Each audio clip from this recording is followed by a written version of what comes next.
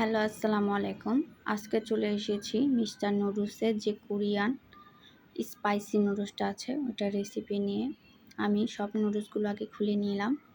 নেওয়ার পর সসে চলে এসেছি। এখানে chilli sauce, tomato sauce, soya sauce, 2 চামচ মরিচের গুঁড়া আর এক এক করে যে নুডলসের প্যাকেটের মশলাগুলো ছিল সেগুলো সব খুলে নিয়েছি। প্রত্যেকটা মশলা খুলে নেওয়ার পর একটা চামচ দিয়ে আমি ভালো করে নেড়ে মিশিয়ে নিয়েছি।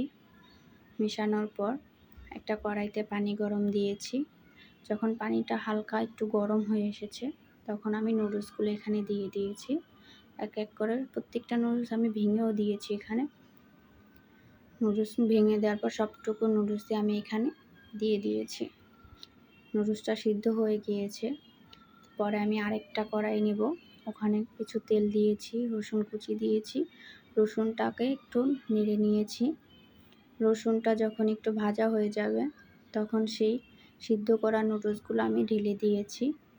নুডলসগুলো ঢেলে দেওয়ার পর একটু নেড়ে নিয়েছি। নুডলসগুলো নেড়ে সেই সসগুলো আমি দিয়ে দিয়েছি। আমি সবটুকু সসই এখানে ব্যবহার করেছি। চামচে একটু সস ছিল ওইটাও নিয়ে নিয়েছি। এখন আমি ভালো করে মিশিয়ে নিয়েছি। এখন নুডলসে কিছু সাদা তিল ব্যবহার করছি। তিলটা অপশনাল। এখন নুডলসটা আমার হয়ে গিয়েছে। এখন নুডলসটা পরিবেশন করেছি। ভিডিওটা দেখার জন্য সবাইকে ধন্যবাদ।